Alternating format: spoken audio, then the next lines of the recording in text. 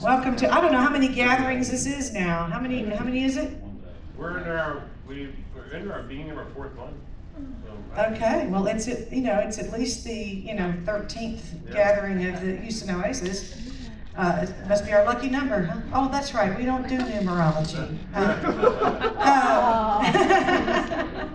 My name is T.C. Smythe. I'm going to welcome all of you this morning to the Houston Oasis, a community grounded in reason, celebrating the human experience. Don't we have the wonderful new banner? Isn't that cool? Wow. All right.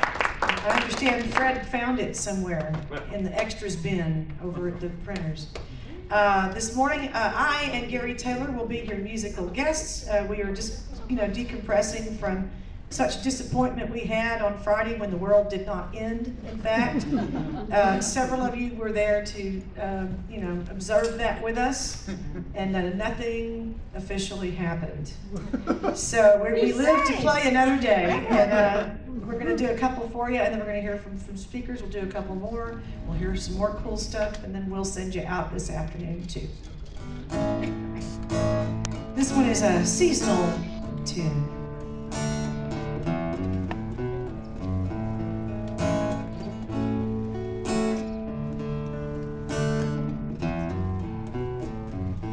Frost on the window, snows covered the gate. Those errands you planned on, they'll just have to wait. Put some logs on the fire, it'll color the gray.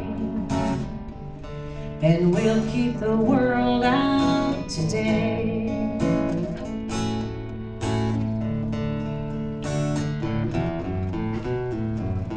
The power is out now, hey, that's okay.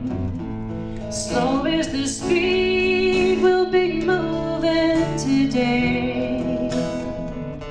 We've got these covers to blanket the chill, and we'll let the world do what it will. It started out stressful, now it's so restful. The storms slowed this town to a crawl. It maybe was fate, well, we're gonna be grateful, 'cause there's just the two of us here, and that's all. So pour me some coffee with a sugar or two. Don't need no game plan, don't need nothing to do. Light a few candles so the shadows can stay, and we'll keep the world out today. It started out stressful, now it's so restful. The storm slowed this town to a crawl.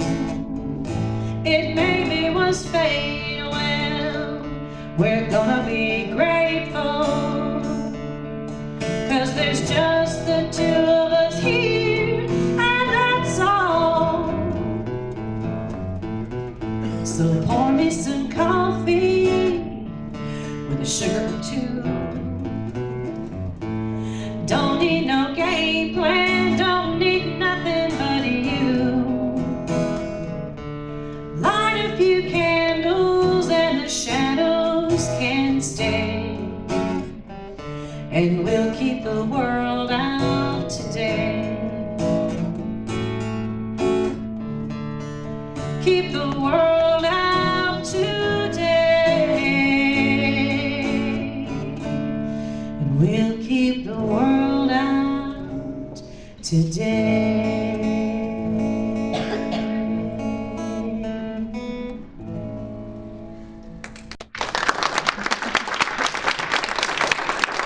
Gary Taylor wrote that.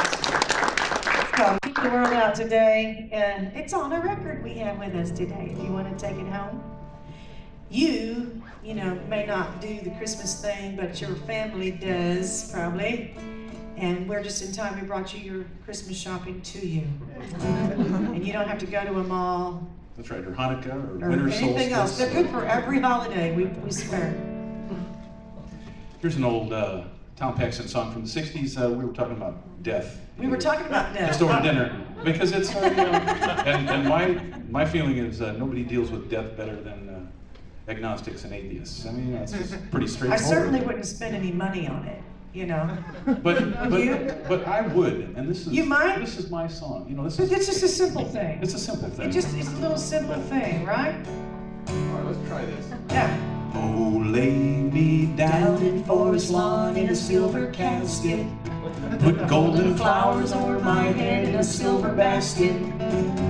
Let the drum and bugle chord blow, tap, fall, cannons roar, and 16 liveried employees pass out souvenirs from the funeral store. I want to go simply when I go, and they'll give me a simple funeral there, I know.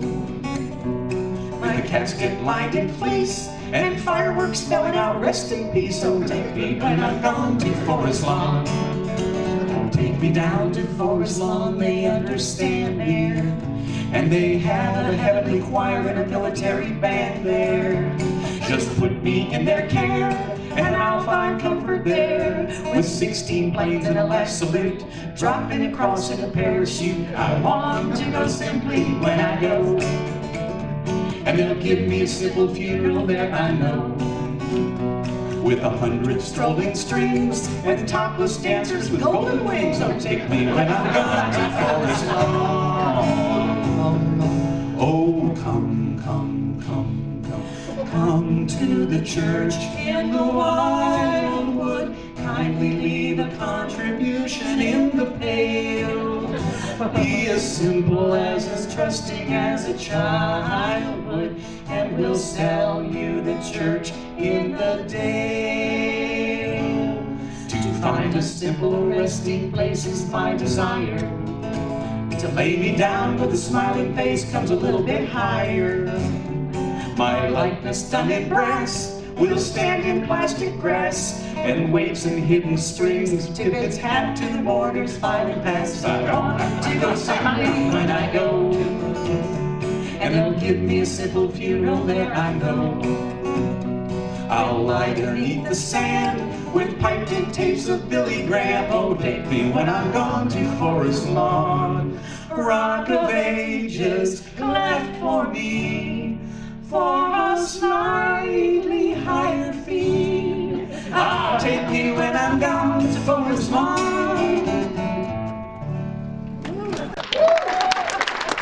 hallelujah. Thank you very much.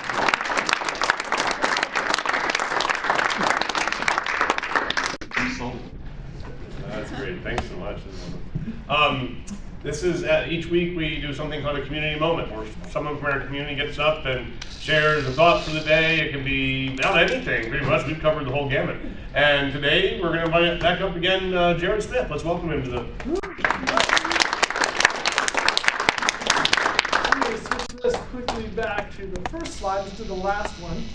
Gave the whole thing away there, unfortunately. We weren't paying attention. That's okay. That's okay.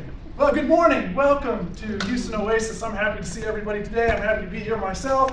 Most of you probably know by now that I grew up in Alaska, and I love to talk about growing up in Alaska because lots of stuff, crazy stuff happened while I was there growing up. So today I'm going to tell you a little story. I'm going to keep it on the light side. I'm going to leave the heavy thinking to Vic. I'm going to do more of Joel Osteen. Amen. You got to switch up your eyes real tight, you know? Anyway, one of the great things about growing up in Alaska is all the airplanes. This happens to be a picture of a lake called Lake Hood. That's not my house, by the way. That was I caught this off the internet because all the pictures I had of Lake Hood weren't this good. So I stole this one. It's right next to International Airport there in Anchorage. It's right downtown. It's the largest floatplane base in the world. My dad keeps his Cessna 185 on this lake, and I've flown off of it many, many times. But the story I want to tell today starts back 43 years ago. Unfortunately, that did not do what I wanted So there I am. All right, cute. Just getting started there. Got my first airplane on that day. Right there. I still actually still have that airplane. As it turns out, it's up in my attic. So I got introduced to airplanes very, very early on. I quickly upsized, so my second airplane. Actually, that's one of my dad's airplanes. My mom and dad were teachers, and they taught out in the village, Russian Mission, reference my first talk that I did here. The only way to get there is to fly. There are no roads that go out there in the bush of Alaska, so my dad actually owned several airplanes. That's one of them right there. And so I kind of grew up sitting in the seat of an airplane flying. And so there came a time where I wanted to learn to fly. And so I was faced with where to learn to fly. It turned out in Anchorage, the best instructors, or so people told me, and the cheapest hourly rates were on Elmendorf Air Force Base on a flying club. Slight teeny problem, I wasn't in the Air Force, and neither were my parents. So I couldn't join that club unless I joined the Civil Air Patrol. And if I joined the Civil Air Patrol, I could join the flying club on Elmendorf Air Force Base, and so that's what I did. I had no idea what the Civil Air Patrol did, or stood for, or anything. But I joined them, and there I am in my snazzy Civil Air Patrol flight suit. I don't know that you could be any more nerdy. But I got to fly my little Cessna 172 and 152s off of Elmendorf Air Force Base with the C-5s and the F-15s, which was a fun experience, let me tell you. Coming over, trying to land behind the F-15s makes you feel pretty cool. But the first thing you learn about flying in Alaska, the first thing the instructors teach you is how to survive if you crash. Like I said, there's no roads out there. If you go down in the wilderness, you're basically going to sit there until somebody finds you. And so you have to be prepared to survive. And so you carry survival gear in your airplane, all kinds of stuff to stay alive if you end up out there. But that's only half of the equation. This brings me back to the Civil Air Patrol and what I learned about them. It turns out the Civil Air Patrol is an auxiliary group of the United States Air Force, and one of their primary missions is search and rescue. And so while I was learning to fly and learning how to do the things that I needed to do in an airplane to stay alive should I wreck, I was also part of an organization that went out and did search and rescue. And I got to train as part of that organization.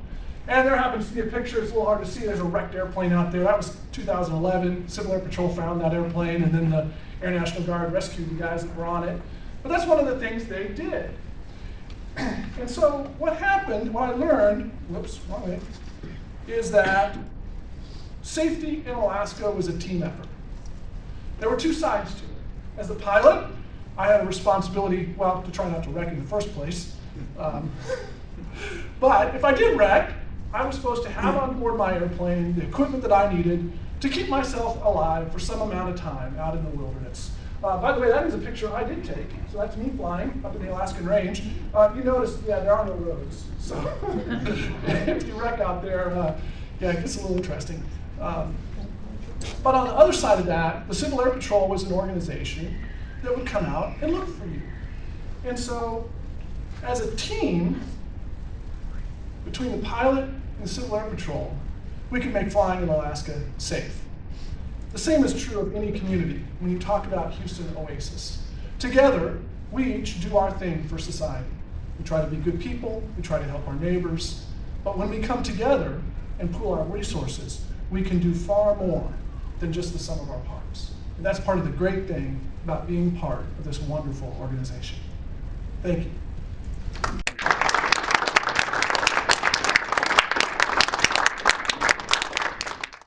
We're going to sing about death again. We just can't get enough of it. This is actually a sort of a hypothetical tune. It's a James Taylor cover called The Frozen Man. And the idea was he read a National Geographic article once about a caveman they found frozen in the ice up in the Arctic somewhere. You know, a good songwriter never lets the truth get in the way of a good song. So he rewrote the idea of how cool it is if you found somebody in the ice. What if you could resurrect them? What if you could reanimate them? What if they were preserved? And what would that experience be like? And what might they think waking up in this world that we live in? And that's where he went with this song. It's kind of fun. Last thing I remember is the freezing cold, water reaching up just to swallow me whole, ice in the rigging and the howling wind. It was a shock to my body as we tumbled in. My brothers and the others are lost at sea. Return to tell thee, hidden in ice for a century, I'll walk the world again. Lord have mercy on the frozen man.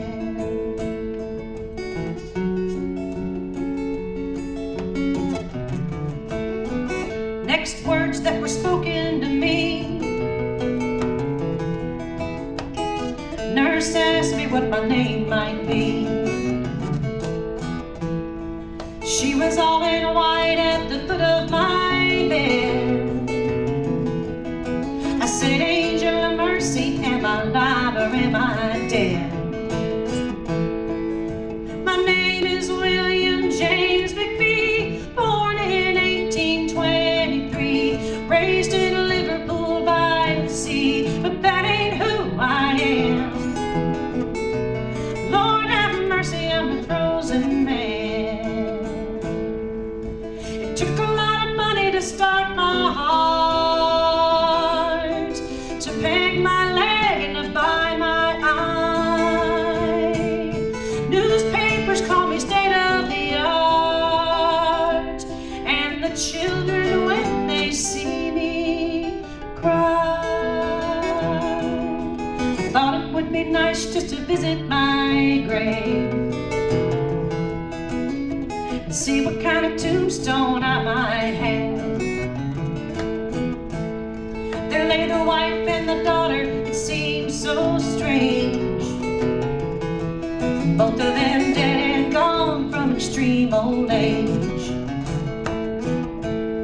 Now see, when I die, make sure I'm gone, and don't you leave them nothing to work on. Now you can raise your arm and you can wiggle your hand, unlike myself, and you can wave goodbye to the frozen man. Now I know what it means to freeze to death, to lose a little life with every breath, to say goodbye to life on earth and come around again. Lord have mercy, I'm the frozen man. Lord have mercy, I'm the frozen man.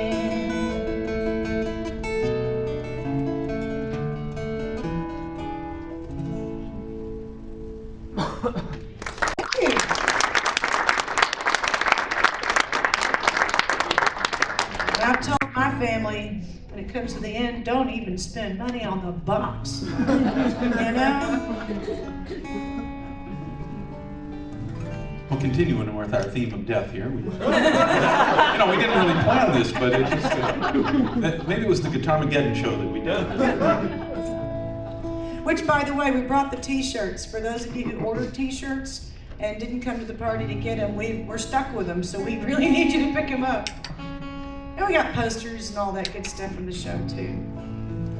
This is a song I wrote called Southbound Train. I had the pleasure to live and work in Poland for a while. And I had an apartment in Warsaw, and I had another one in Krakow.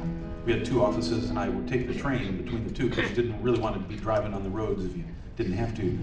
And so I took the southbound train to Krakow on a weekly basis. And while I was over there, they celebrated the 60th anniversary of the liberation of Auschwitz.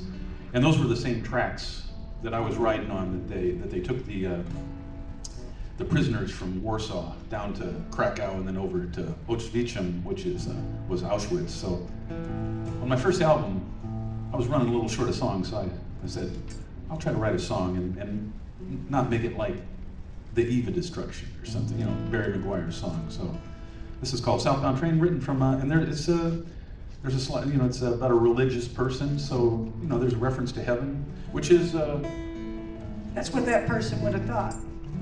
And it's, I had in mind actually people other than Jews, because, all kinds of people got caught up in this whole thing, so the reference to heaven takes it to a slightly different place.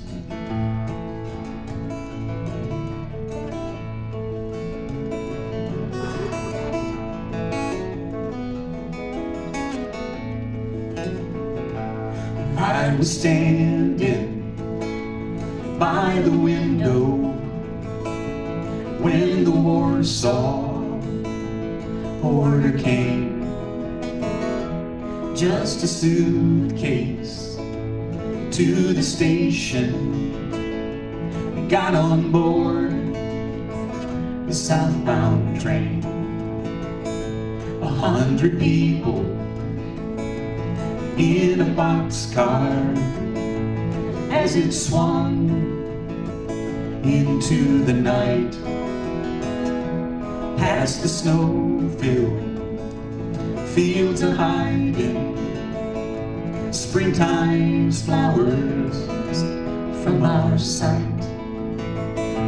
Someone softly started humming, and we joined in the refrain as the rails clicked out the rhythm, sliding south upon that train.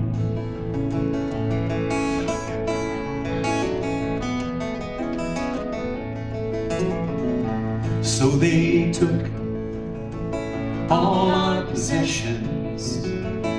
They took my glasses and my ring, but I could still see very clearly that we would never see another spring. So I pray that death comes quickly deep inside these concrete walls. Take my body back to the country just before the next snowfall. I will miss the fields of summer, and I will miss the flowers of spring, and I will miss the love you gave me long before the southbound train.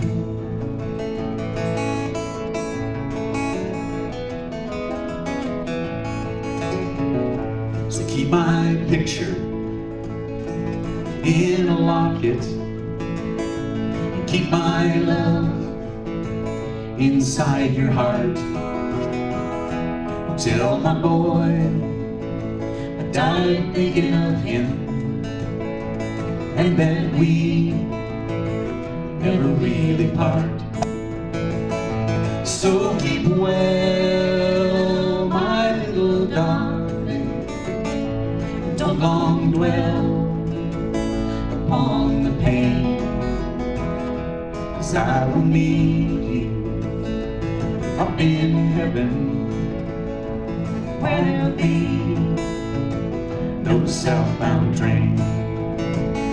So keep well, my little darling, don't long dwell upon the pain,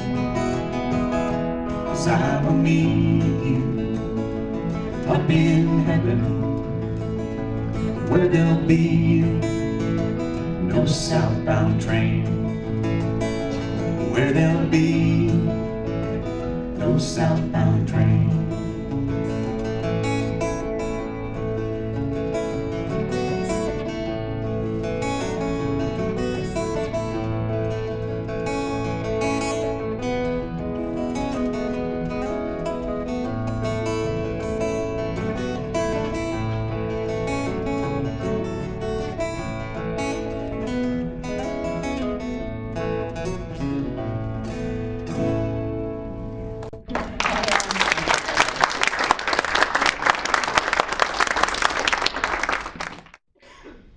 We're going to actually start by talking about the Bible a little bit. We don't, if you're a first-time visitor to Oasis, I don't want you to think we do this all the time, but you know, we're in the middle of the holiday season. This is the culture we live in, and it's you know, the biblical allusions permeate our world this time of year. And so I thought it'd be worth to spend a few minutes talking a little bit about, and especially you know, the Christmas story, the birth narrative of Jesus, because what fascinates me about the Christmas story, as it has been popularized in everything from movies to, you know, popular music, even the biblical narrative itself does not support the popular version of what we think is the Christmas story. So even aside from issues of historicity in the biblical text, I'm not going to get into that today, the text itself doesn't even tell the Christmas story the way most people think it does. And so I don't want you to think I'm getting up here bashing the biblical narrative or anything like that today. I'm not, because some of the stuff I'm going to share with you is stuff I've shared with Christian groups too in the past. For example, commonly thought that there were, you know, if you go by a nativity scene or you get a Christmas card with a picture of the wise men, how many wise men are there? Three. And usually they're wearing crowns, right? It's called the kings, and there's that song, "We Three Kings of Orient." Well, the narrative in Matthew, no one mentions that they were kings. It uses the word, it gets translated either wise men or astrologers. Doesn't mention that there were even three of them. The notion that there were three comes from the fact that they brought gifts of gold, frankincense, and myrrh. So the common notion was, okay, one gift for each guy, you know? I don't know. So, yeah, maybe there were five and they went in on the myrrh together. I don't, you know. So, again, not in the Bible. Actually, so the entire narrative is filled with problems, including the fact that there is no record whatsoever of the Emperor Augustus having its census for the entire empire to return to the towns of their ancestral heritage so that they can be counted for tax purposes. I mean, number one, this makes no sense. Okay, we're going to make everybody in the empire get up and leave and go someplace where they haven't lived, and it makes no sense. The disruption, the logistics are mind-boggling. It didn't happen. Plus, if the Romans had done something like that, the Romans were great record keepers, and we wouldn't have heard about it. Nothing at all. But one particular interesting insight about the Christmas narrative hinges on the translation of a single Greek word. And here is the verse in question, this verse all of us have heard, from Luke chapter 2. "And she gave birth to her firstborn son, wrapped him in bands of cloth, and laid him in a manger, because there was no place for them in the inn." Okay, so we all know the story. Joseph and Mary, you know, young, pregnant, teenage mom with her betrothed, and they're wandering around the streets of Bethlehem, knocking on the inns, and they get turned away at inn after inn, or motel after motel, and finally somebody puts them up in the barn, okay? That's not what it said, at all. It never said they went going from inn to inn. It never said they got turned away by anybody. All it said was there was no room for them in the inn. So the baby, they gave birth in a manger. Well, when the text says there was no room in the inn, the word they're translating is this word.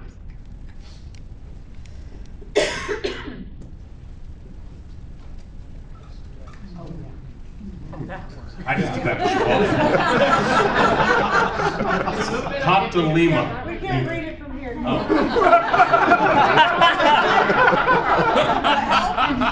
it's all Greek to you. I still can't read it. I was like writing Greek words for you guys because nobody ever corrects my accent marks. That's the tricky part. Is it a circumflex or an acute? Anyway, the word is it's an interesting word, katalima. And it only appears twice in the New Testament. Once in the birth narrative of Luke. There was no room for them in the katalima. And it gets translated in. But the only other time katalima appears in the entire New Testament, it doesn't get translated as in. On the night before Jesus is executed and he and his disciples gather for what's called the Last Supper, the Bible says they met in the upper room. Well, that word is also katalima. So there's only 2 times in the entire New Testament that this word gets used. And the second time it says upper room, the first time they said in. So what's going on there? Was it a motel? Was it an upper room? What was it? Archaeologists doing excavations on first-century Palestinian homes have found out, because here's the image, right? He was born in a barn, in a stable, right? Somewhere out back. Always looks mysteriously like a Midwestern barn, right? With, Jersey cows and everything, familiar-looking livestock. Well, what our archaeologists have found out now is that there were not detached barns back in the day in first century Palestine. They found areas in the front of the place where the animals were kept was actually inside the house. You kept the animals out during the day, but you brought them inside the house at night to protect from theft and to provide extra warmth for homes that had no central heating.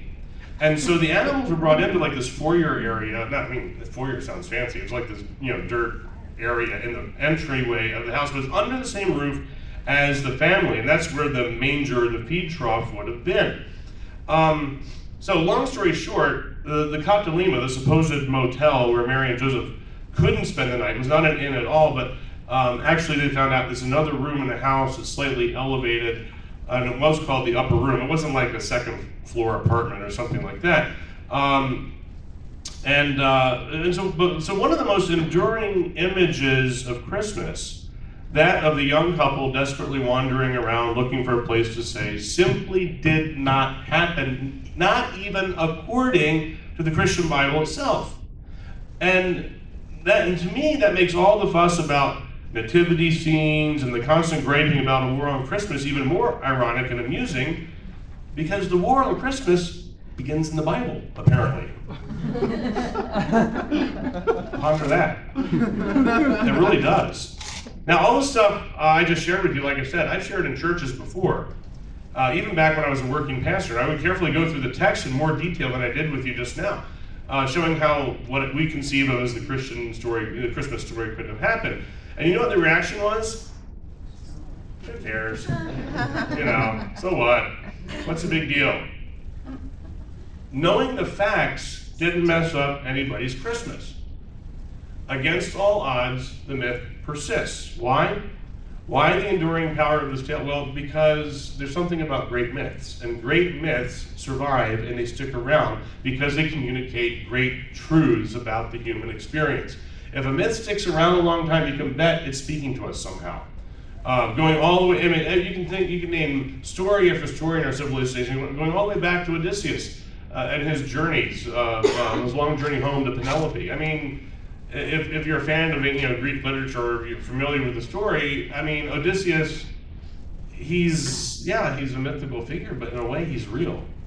And so maybe even we freethinkers shouldn't be too quick to dismiss the power of what the Christmas story represents and expresses. And I think that actually I really think it has less to do with the metaphysical claims of a God being born, and it's more about celebrating universal values that are written deeply in the human psyche, values like compassion and empathy and love, and the urge to take care of a vulnerable infant. The story of the birth of a baby, who can't love that, no matter who you are? You'd have to be a very cold human being not to be moved by that.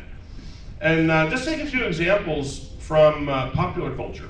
Perennial favorite Christmas shows and movies. It's a Wonderful Life, How the Grinch Stole Christmas, Rudolph the Red-Nosed Reindeer, Christmas, yeah. Oh, I'm gonna get that one, the big one. Yeah, that's the big one coming up. Yeah. Which one? Charlie Brown. Yeah, Charlie Brown Christmas. Frosty the Snowman. Yeah. And like I was going to say with Rudolph, just a note to the younger people in the crowd. When I grew up, these shows only came on once a year. And you waited an entire year to see Rudolph the Red-Nosed Reindeer. And if you missed it, that was tough, yeah. So it was brutal. And then the day after you watch the show, you had to walk 5 miles to school uphill and driving snow. Now you can watch Rudolph anytime you want to. But see, all these like favorite Christmas stories don't have anything. Think about them. Not a single one of those shows or programs you mentioned says anything at all about the birth narrative of Jesus, at all. Well, Charlie Brown Christmas does, yes, because they read Luke 2 at the end. But it's really the piano song that makes sense. The little Christmas tree. That's right. It's all about the little Christmas tree. Yeah, it really is about the little Christmas tree. Yeah.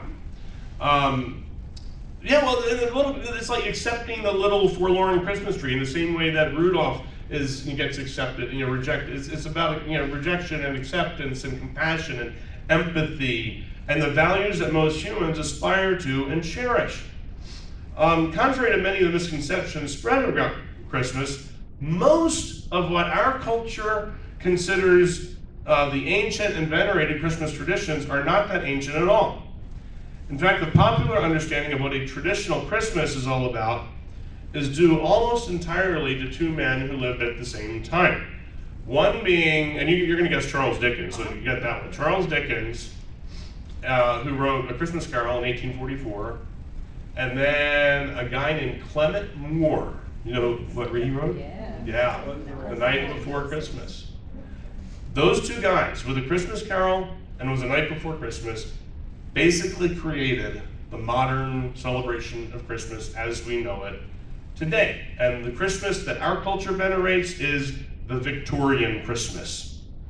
Prior to Dickens, and I could talk, how are we doing with time? No, I can't tell you. I was going to tell you more about Dickens in a little bit. Well, he wrote A Christmas Carol specifically to promote the celebration of this holiday because he saw the value in families coming together and celebrating the good things of life, and he had kind of a romantic notion about what the Victorian Christmas could be, and that was the purpose behind writing Christmas Carol. And but prior to Dickens and Moore, Christmas had a rather checkered past in the United States. The Puritans in New England, the guys who gave us Thanksgiving, hated Christmas. So to the extent that they actually outlawed it in most of New England for quite a time in the later 1600s. The Puritans forced stores to be open on Christmas and so forth. And actually has a rather checkered past among fundamentalist and evangelical groups in the American South because they were always suspicious of Christmas as being kind of a Catholic-y kind of thing, and so this, the fixation on the Victorian, Christmas is kind of a modern deal, even for a lot of Christians in the United States. Long story short, Christmas as we know it basically invented in the mid-1800s. Why? Because I think we probably have some deep-seated need to lift up the things that are best about our species, even if it's only for a day or for a season. I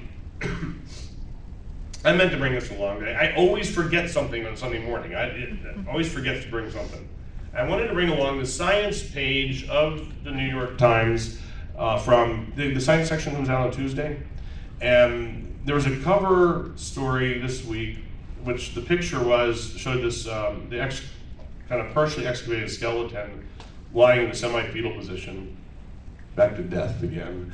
And the title of the headline, front page of the science section, Ancient Bones That Tell a Story of Compassion. And the story starts at the excavation of a Stone Age village in Vietnam, Stone Age community in Vietnam, and focuses on the skeleton of a young man who apparently was profoundly ill. His fused vertebrae, his weak bones, and other evidence suggest that he lies in death much as he did in life. He was paralyzed. they figured out that he suffered from a disease and he was paralyzed from the waist down before adolescence as a result of this congenital disease. He had little, if any, use, and they can tell from the size of the arms and the limbs. They said little or any use of his arms or legs. He could not possibly have fed himself, could not have kept himself clean. But he lived another 10 years or so after being paralyzed. Among archaeological finds, scientists now know of at least 30 cases in which disease or pathology was so severe that these people must have had to have incredible care in order to survive. Oh, and they even have this is an emerging field now in archaeology. They call it the bioarchaeology of care. And it's fascinating. And they're kind of like forensic scientists putting together the pieces to figure out what was, and so they found people who suffered from polio, people who suffered from spina bifida and other diseases in Stone Age times, all of whom were kept alive for years by the care of the people around them. Just like Tiny Tim in A Christmas Carol. I mean, it's the same thing. It's the communal compassion for the vulnerable that's expressed so powerfully in Christmas Carol. This is a really interesting case from that story, and you can look this up online. An 18-year-old woman on the Arabian Peninsula, again from another Stone Age community, who probably needed round-the-clock care. The other thing unusual about this particular case was that her teeth showed signs of extreme periodontal disease for her age. And they concluded that the people who cared for the young woman may have been too kind to her. Her people grew dates, and perhaps to make her happy, they fed her a lot of sticky gummy dates, which eventually rotted her teeth out at an unusually early age. But even it's like giving the kids candy, that impulse has been there forever. And so I think this is at least at the heart, part of what's at the heart of why we still like Christmas and what Christmas can represent, and why there are analogous holidays of compassion and empathy in cultures all over the world, regardless of the religion. Caring, compassion, empathy are essential parts of the repertoire of human emotion. Experiments have shown that human babies begin to demonstrate genuine compassion and empathy at the age of 18 months, long before anybody could have possibly taught them the golden rule, which clearly shows us that this, the impulse to love others, to care for others, to be empathetic to the needs of others, didn't come down from on high. It's written into our DNA. It was an evolutionary survival device. Now, and what the religious stories and the religious teachings became vehicles to reinforce those impulses that were already there. Like the golden rule or the Good Samaritan, just reinforcing the inclination to compassion. Our compassionate impulses do need reinforcing. And that's why we love to go to the occasional tearjerker. You ever go to a movie and you know you're gonna cry even before you go to the movie, but you cry and it kind of sort of feels good after you cried. We've all had that. If you haven't had that, you're a monster.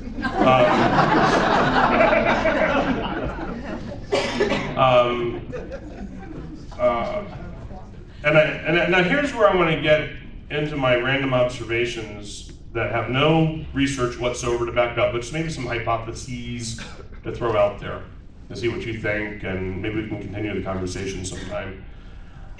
I think, although our inclination to empathy is very real, I think it's also very fragile. And I think it needs reinforcing. And we need to go to tearjerkers. And we need to hear stories. And we know there's a neurological response when we hear stories of compassion that elicits compassion in us. And it's interesting, actually there's several things that from this that tie into both Jared's talk and Gary's song, Southbound Train, because I was, even before I heard the song, I was going to talk about, just a few years ago, I was leading a tour group through Germany, and we were in the vicinity of Buchenwald, the Nazi concentration camp, and the tour guide asked me, well, you skipped Buchenwald the last time you were here, would you like to go? And I had literally a busload full of high school kids. And I'm like, yeah, they need to see this. They're having too good a time on this trip. So we went to Buchenwald. And I'm really glad we went. Because after like about 3 hours at Buchenwald, getting the intense tour, you could hear a pin drop in the bus on the way to the hotel that night. I've never seen high schoolers get so quiet, and that's what I wanted to happen. And not that I didn't, no, you know what I wasn't trying to shut them up. I wanted to ponder life. But anyway, but the thing that struck me about Buchenwald is it's just a couple miles outside of the city of Weimar in Germany. It's a walk up a hillside through the woods to Buchenwald, just a couple miles. Weimar, if you know anything about German history, is like the cultural center of the best of German civilization. In terms of all, it's the hometown of Goethe. It's the hometown of great composers. It's hard to overemphasize. It's kind of, I don't know, the role that Weimar plays in German culture. And so it represents the apex of German culture. And yet, just a couple miles up the road, you could have something that represents the worst in human nature and the best in human nature. And when the camp was liberated, all the upstanding citizens of Weimar protested that they knew nothing about it. And the thing, the thing that I take away from that is, if it could happen there, it can happen anywhere. You know, we're not exempt. Nobody is. I think, and that's why we need to hear stories of compassion. And I don't think we could ever be too empathetic. I don't think we could ever be too kind. That's why we need to hear stories like the one that I ran across a few years. I love this story. It's from the life of Fiorello LaGuardia, the former mayor of New York. LaGuardia Airport named after him, of course. Very colorful figure. I remember reading about him when I was a kid. He was famous, during the Great Depression and World War II when he was the mayor. Colorful character. He used to ride New York City fire trucks. He used to join the New York City police to raid speakeasies. He would take entire orphanages to ball games. Like, he would just pull up to the orphanage with a bus and pile all the kids in the bus and go to the Yankees game. And when the New York City papers went on strike, he took to the airwaves and read the Sunday funnies on the radio to the kids. And this is apparently one bitterly cold night in January 1935. Mayor LaGuardia just turned up at a night court that served the poorest ward in the city. And LaGuardia dismissed the judge and took over the bench. I guess you could do that back then. You watch the movies, you could, like, public mayors and stuff got away with a lot of things you didn't get away with today. But I kind of believe this, knowing what he did. And so within a few minutes, a tattered old woman was brought before him, charged with stealing a loaf of bread. She told the mayor that her daughter's husband had deserted her, her daughter herself was sick, and her 2 grandchildren were starving to death. This is in the height of the Depression. But the storekeeper from whom the bread was stolen refused to drop the charges. He said, "It's a bad neighborhood, Your Honor. She's got to be punished to teach other people around here a lesson." So LaGuardia sighed, and he turned to the woman and said, "Well, I've got to punish you. The law makes no exceptions. $10 for 10 days in jail." But even as he was pronouncing the sentence, Mayor LaGuardia was reaching into his pocket and pulled out a bill and threw it in his hat on the table. And he said, "Here's the $10 fine, which I now remit. And furthermore, I'm going to fine everyone in this courtroom 50 cents for living in a city where a person has to steal bread so her grandchildren can eat. Mr. Bailiff, collect the fines and give them to the defendant." And they passed the hat around. The following day, the New York City newspapers reported that $47.50, which was a lot of money in 1935, $47.50 had been turned over to a bewildered old lady who had stolen a loaf of bread to feed her starving grandchildren. The money being contributed by some 70-odd petty criminals, people with traffic violations, and New York City policemen, all of whom gave the mayor a standing ovation, including the shopkeeper.